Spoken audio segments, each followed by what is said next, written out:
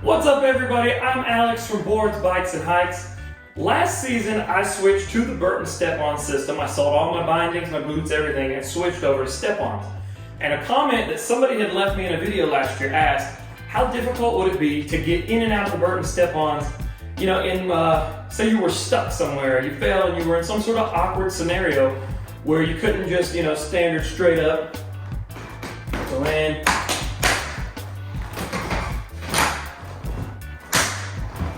and just be able to pop your lever, twist your foot, and get out. So the purpose in today's video, I want to get myself into some really strange, really uncomfortable positions, and I'm going to try to see, am I still able to get out of the Burton Step-Ons in a scenario where maybe that with a strap you were still able to get yourself out. Typically, with the strap, if you were stuck, all you have to do is reach down, undo it, and your feet are going to come out. I want to see, can you unlatch the Burton Step-Ons in some more awkward scenarios? Say you fall in something on a powder day, you get stuck in a tree well, or random but still dangerous scenarios that could actually happen. So let's get started. I'm going to start off with the number one most basic.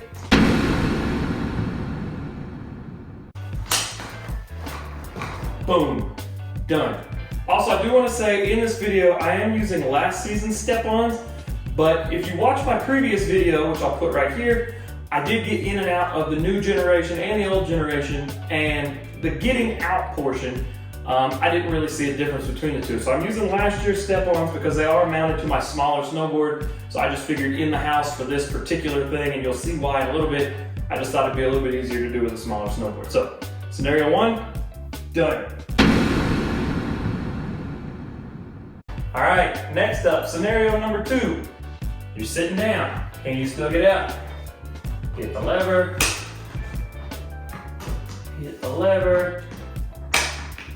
do the twist, I'm free. Same thing, also if you're sitting down on a powder day, if you do want to sit down, you can just grab your board, you're back in. All right, number three, you've fallen on your stomach. And for some reason, you can't roll over. Again, just giving myself the same benefit I would have if I had straps, lever, a little trick, take the lever, secure my binding, push.